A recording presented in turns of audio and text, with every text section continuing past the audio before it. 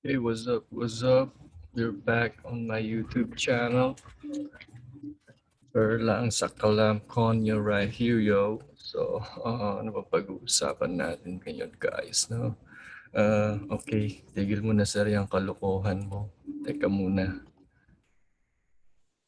Okay, napakaliwanag pala ng aking ilaw. So, andito na po tayo sa lesson 7, which is results life in Dapitan. So, as you could see, kung nakikita po sa record, it's already 12:05 ng tanghali ngayon.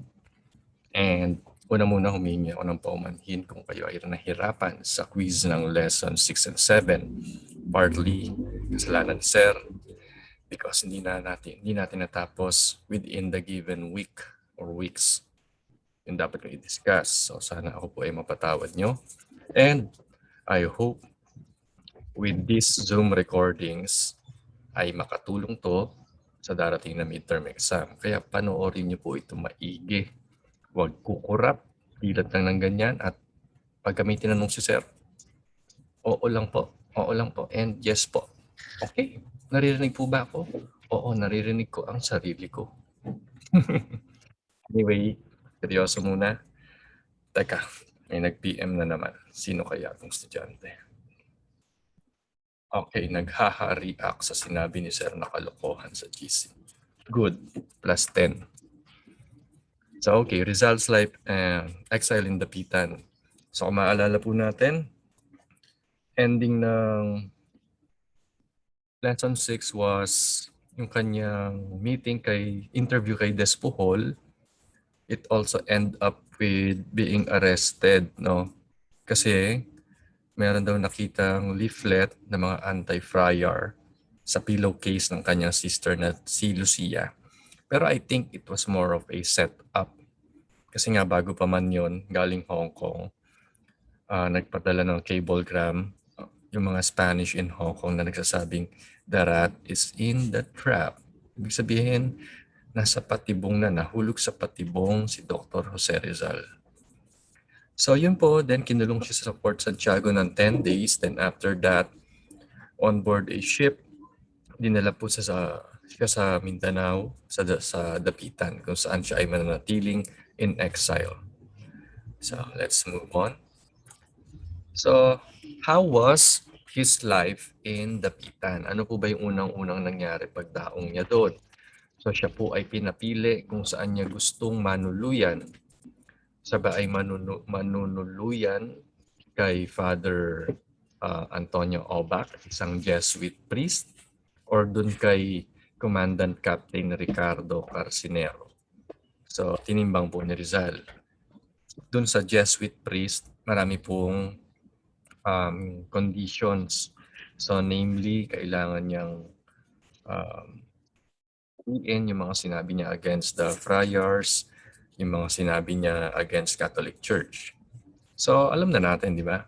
Si Rizal ba na may prinsipyo sa buhay, pipiliin niya manirahan doon kung may mga set na condition na hindi naman aayon sa kanya.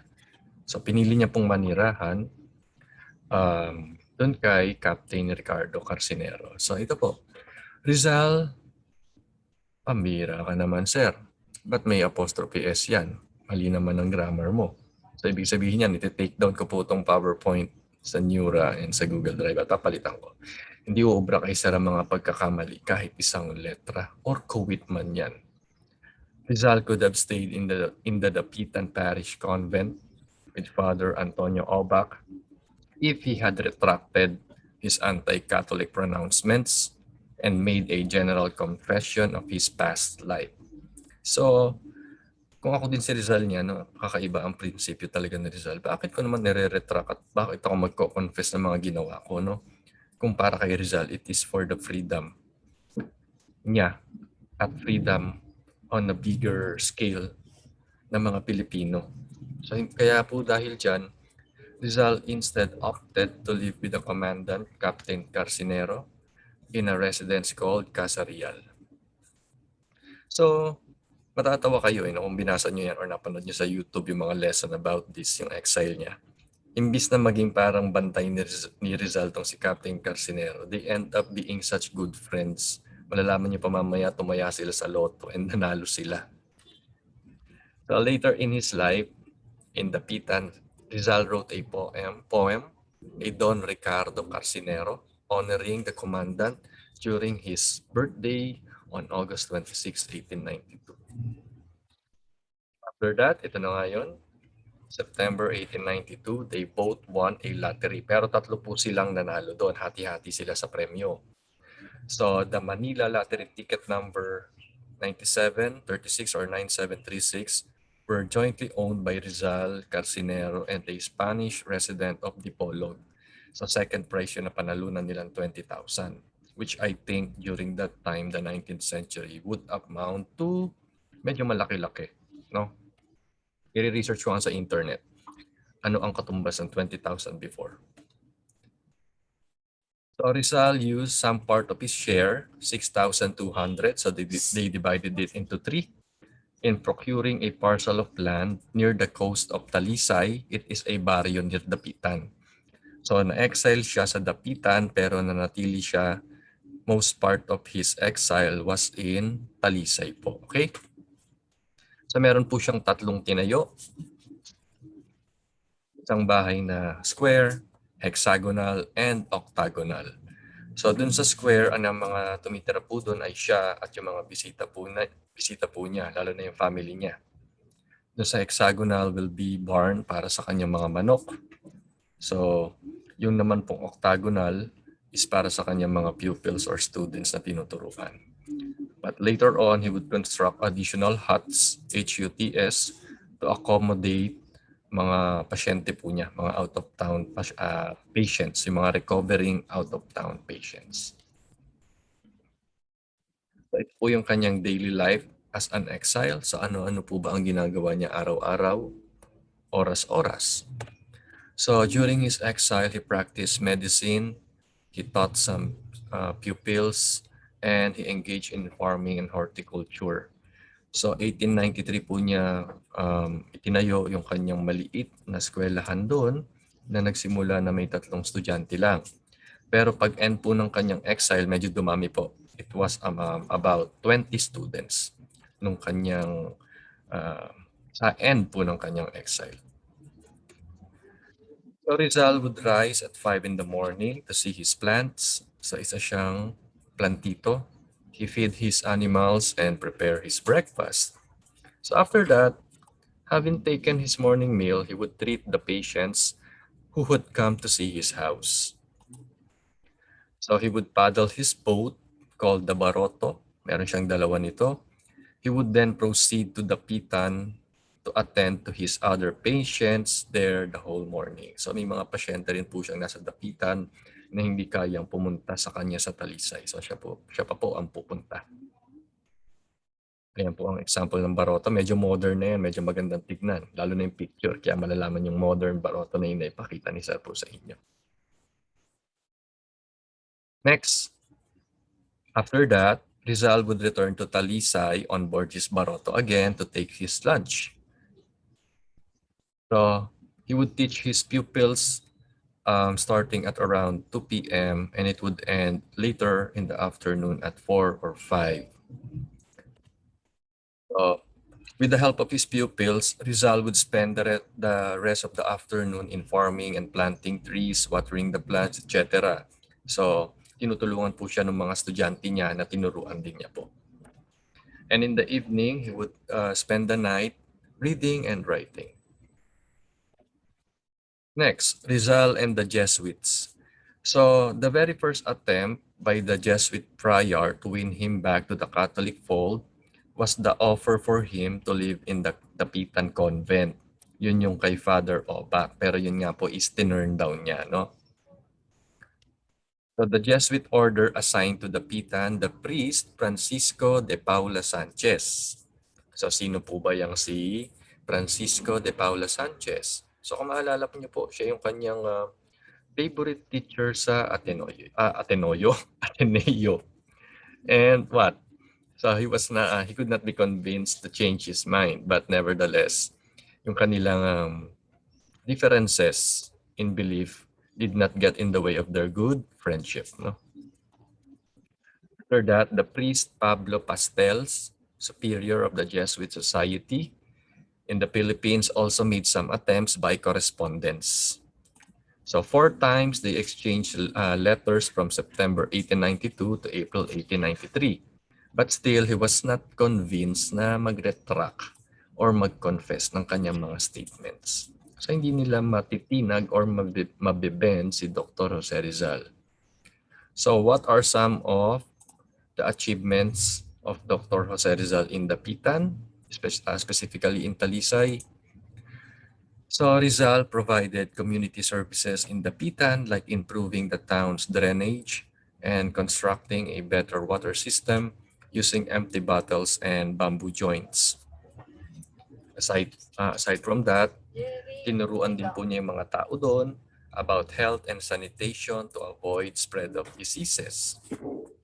So hindi lang parang nagbakasyon si Dr. Jose Rizal sa Dapitan at hindi rin siya nagmukmok sa kanyang pagkaka-exile. He was still very productive.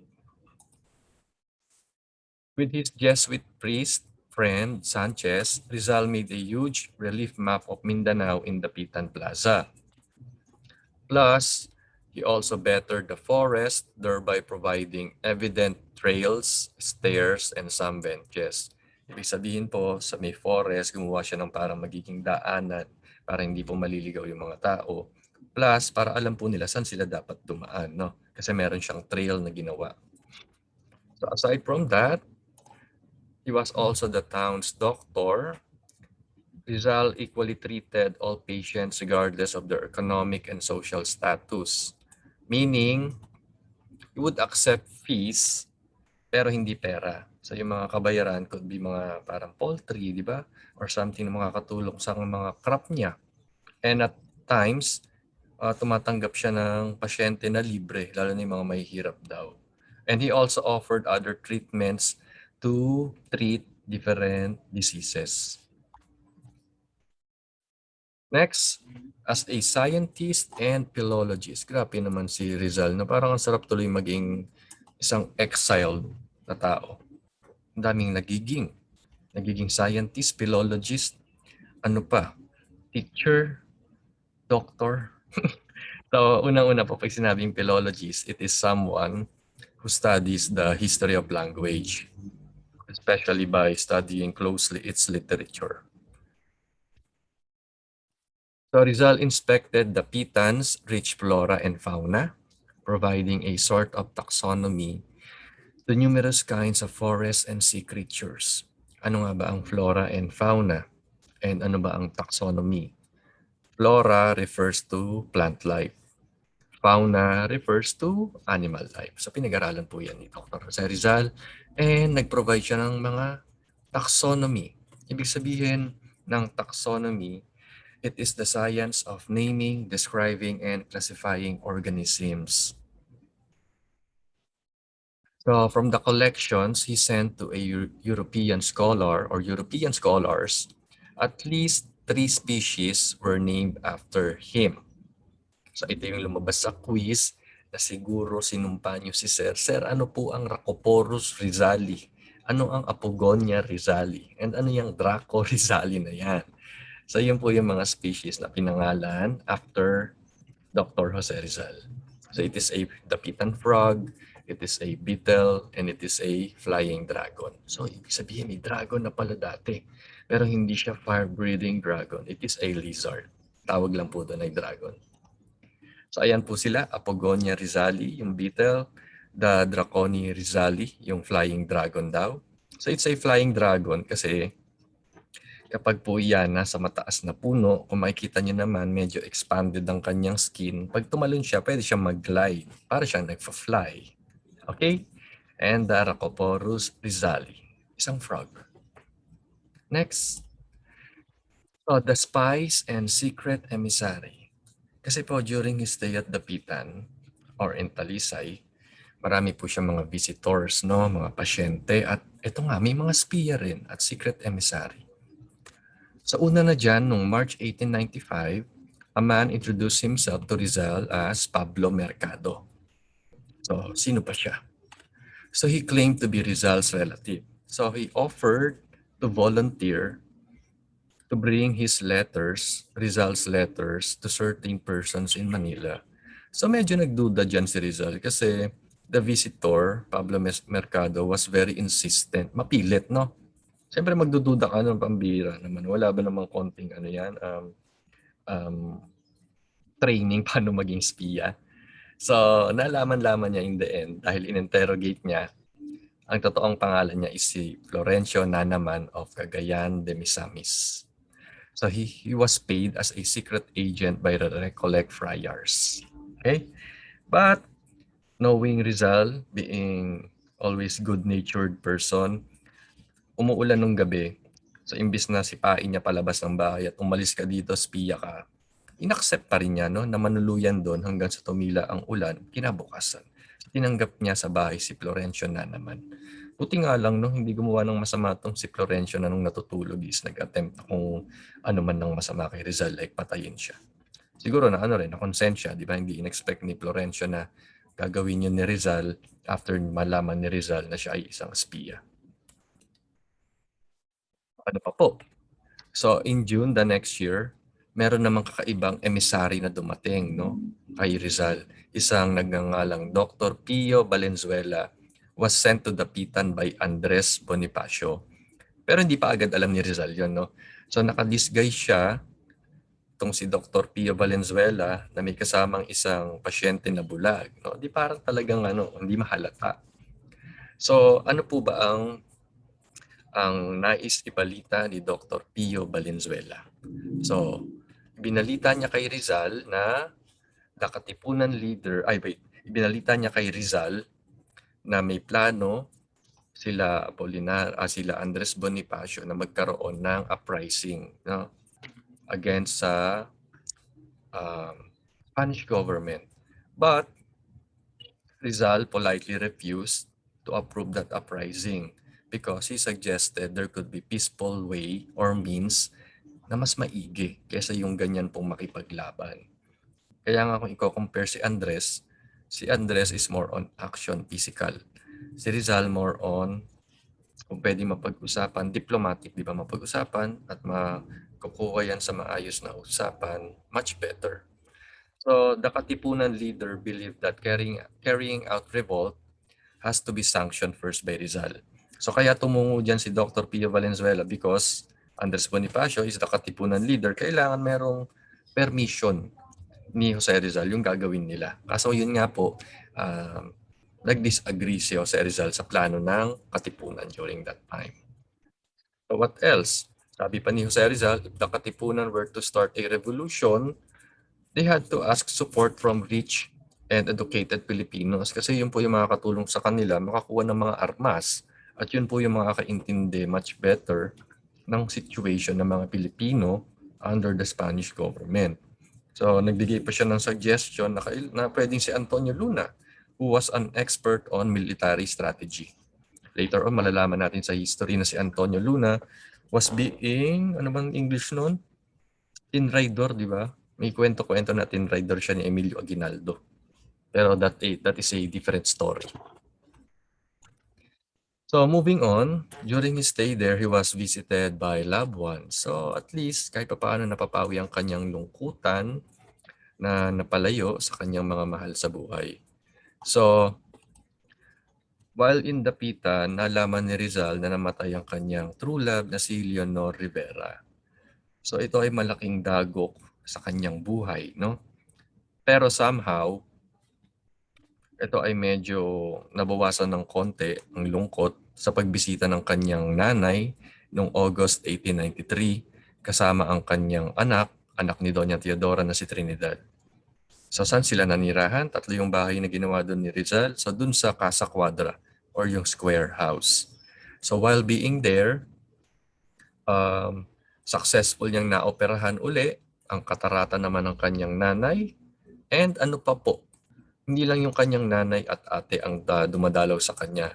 Meron ding mga pagkakataon na si Narcisa, binibisita rin po siya, kasama yung 3 nephew ni Jose Rizal. And ang kwento pa po, yung mga nephew niya na yon is siya yung unang nagbigay ng education sa kanila. The same with when he was young, yung kanyang mother na si Doña Teodora ang nag-provide ng kanyang early education. Also, Maria, kanyang kapatid, yung mga anak po nun na si Mauricio, anak ni Lucia na si Teodosio, and si Estanislao is bumibisita rin po sa kanya doon. Plus, yung niece ni Jose Rizal na si Angelica, anak po yun ni Narcisa, experience living with his tito in Talisay or in Dapitan. But after 2 years in 1895, Doña Teodora left Dapitan for Manila to be with Don Francisco na medyo siguro inaabutan na ng edad at medyo matanda na, medyo nahihirapan yung katawan, was getting weaker. Continue, shortly after his mother left, grabe naman ang turn of events, no? Pag alis ng kanyang mother, may blessing na dumating. Si Josephine Bracken came into Jose's life. Sino ba tong si Josephine Bracken? So she was an orphan with Irish blood and stepdaughter ng isang pasyente ni Jose Rizal from Hong Kong. Okay? So Rizal and Josephine Bracken were unable to obtain a church wedding because Jose would not retract his anti-Catholic views. Ibig sabihin kasi hindi nire-retract or binabawi ni Jose Rizal yung kanyang mga anti-Catholic views, ayaw silang bigyan ng church wedding. Okay, so nakakalungkot yun. But still, nonetheless, he took her as his common law wife and she would kept him company and kept house for him. Meaning ng kept house for him, siya yung nag-aayos sa bahay, nagmamanage ng mga gawaing bahay, tumutulong po sa kanya. So bago matapos ang taon, 1895, they had a child who was born prematurely. So ano po ang pinangalan nila sa kanilang anak? May mga kasagot po ba? Anybody? May magtataas po ba ng kamay? Walang magtataas ng kamay kasi wala namang kausap. So the student tuloy. The son's name was Francisco, named after his father, but died a few hours after birth. So nakakalungkot lang, no? What if, no, kung mag-iisip ka ng mga ganyang situation, what if nabuhay yung anak na yon, would he end up growing up, living his life, or pag-iinitan din ba yan ng mga Espanyol? Kung nabuhay yan ng matagal, malamang baka itinuloy niya yung mga pangarap ng kanyang ama. At baka na iba pa po ang takbo ng history natin. So ayan po si Josephine Bracken. So mapapansin naman po natin ang kanyang hairstyle is quite volume. Siguro uso na dati ang naka-volume ang hair. So after shampooing and conditioning is blow dry to have some added volume, no? So ayan po siya, Josephine Bracken. Next slide, sa malapit na matapos ang ating lesson 7. So goodbye Dapitan. Bakit siya aalis sa Dapitan? Because in 1895, Yes, ma'am. Blumentritt Okay lang po. informed Rizal that Cuba was raged by a yellow fever epidemic. So, ano ba yan? Unang-una ang Cuba, it is another nation colonized by Spain.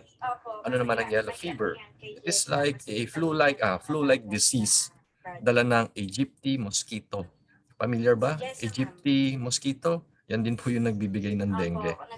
So dahil dyan, there was a shortage of physicians, so binolunteer ni Jose Rizal yung sarili niya noong December 1895. Sinulatan niya si Governor General Ramon Blanco na magpo-provide siya ng medical services sa Cuba. Kaso, ang ating sulat noon ay hindi pa naman email, snail mail yan. So, dahil matagal siyang hindi nakatanggap ng reply, nawala ng interest si Rizal dun sa kanyang request. But, pambihira, balik ko yung kabilang slide. December 1895 sumulat. July 30, after 7 months, no? Rizal received a letter from the Governor General sanctioning his petition to serve as a volunteer. So pumayag after 7 months. So buti hindi pa nawawala yung motivation ni Dr. Jose Rizal na tumulong. So Rizal made immediate preparations to leave, selling and giving as souvenirs to friends and students his various properties. So yung mga naiwan niya ng mga gamit at mga pwedeng ipa-souvenir is binenta niya, yung iba iniwan niya as parang souvenir sa kanyang mga naging kaibigan. So in the late afternoon of July 31, Rizal got on the Espana with Josephine Bracken, Narcisa, Anis, 3 nephews, and 3 of his students. So may mga dalang souvenir din pala si Jose Rizal. May souvenir siyang estudyante. So many Dapitan folk, especially Rizal students, came to see their beloved doctor for the last time. No, so they bid him farewell and goodbye, and they even shouted, "Fuego!" Then di fuego. Adios, Dr. Jose Rizal. As some of his students even cried. So the steamer departed for Manila at midnight on July 31, 1896. And with tears in their eyes, in his eyes pala, Rizal later wrote in his diary on board the ship, "I have been in that district for 4 years, 13 days, and a few hours." So ganun katagal pala siyang nag-stay doon. And with that, that is the end of lesson 7. Pero may mga i-share muna si Sir, no? Unang-una, thank you sa panonood. I could stop sharing po para medyo mas makita niyo ng malapitan si Sir. Ang liwanag pala ng aking ilaw. So, sumakay po siya ng ship, no? Pero may mga twist of events yan eh. Pababalikin siya. At yun na yung nakakalungkot na part. Alam niyo, pwede kayong manood in advance ng lesson natin. Sa YouTube lang maghanap kayo doon, type niyo yung name ng lesson natin. Doon ako nanonood minsan. So, nag-onboard siya ng ship. Akala niya is magiging volunteer siya. So, pababalikin siya. At pagbalik niya, yun na po yung kanyang trial and execution. Ang bilis po ng span of time nung I think hinuli siya, inarrest, trial, then execution. I think not more than 6 days yata ang inabot nun. So nakakalungkot na yung mga next lesson po natin, no? And some reminders. Gumising ng asawa ko dito, sabi niya, sinong kausap ko? Meron ka na namang ka-change oil, meron kang mga chicks siguro. Ikaw wala. Ito ay parang bukal sa loob ko. Ako ay sinapian ni Dr. Jose Rizal na gawin to. So anyway, ito po muna ang mga reminder sa babasahin ko. So yung result ng quiz is hindi ko pa po nakita, no?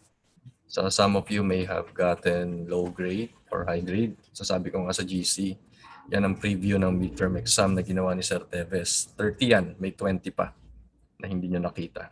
Pero kung mag-aaral naman po kayo, may gagawa nyo ipasa yan. Ang technique is yung mga names, sulat nyo po, no? Chronologically. Pero from the earliest pababa, papunta sa present. At tapos, lagyan nyo lang din yung mga short statements kung ano yung important things about sa kanila para mas madali nyo ma-memorize. Plus, wala na pong online attendance during our midterm week. And please, paki-watch po itong ating Zoom recording kasi makakatulong po ito. Sabi nga sa learning, iba yung binasa mo, iba yung narinig mo, iba pa yung napanood mo. So, mas madali nyo ma-memorize para hindi kayo ma-tempt mangodigo. Kasi alam ko, iba siguro sa inyo ngayon, nagsusulat na ng kodigo. Iba, hindi na kailangan ng kodigo. Open module na lang sa exam. Huwag niyo pong gagawin yan. Ha? Kailangan sa lahat ng subject, pa-practice niya ang virtue ng honesty and integrity. And kasi babatuan kayo ni Jose Rizal pag ginawa niya yan. And please follow your scheduled time on midterms, not only on my subject. Because ako po ang gumawa ng exam, pati yung ibang teacher gumawa ng exam ng different subjects nyo. Pero hindi po kami ang may hawak ng time limit. Ang mag-open yan at ang mag-close ay ang mga program head.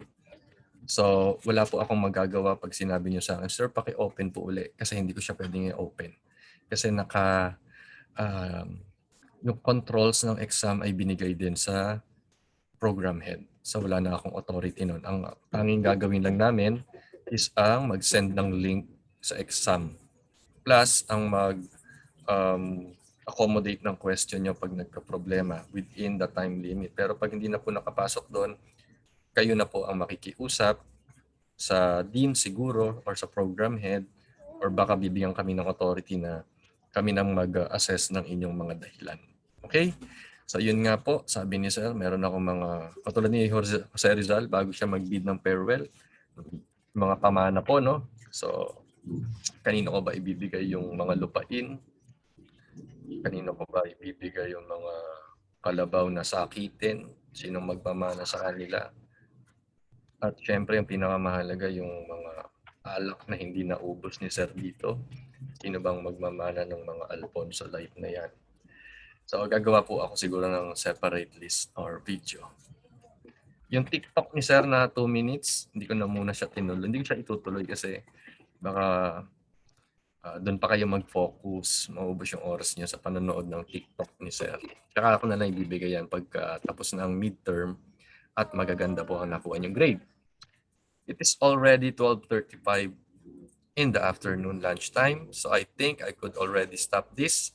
Kung merong question, wag mahiya magtanong sa GC natin. Kung nahiya sa GC, pwede naman kayo mag-PM. Okay? So, yun lang po. Good luck on your midterm exam, not only on my subject, but sa subject din po ng lahat. Plus, please click the bell button, subscribe, and like para naman, alam niyo na, maging sikat na si Sir. Yun lamang po. Sige, anyway, thank you. Good luck, God bless, and take care always. Bye-bye.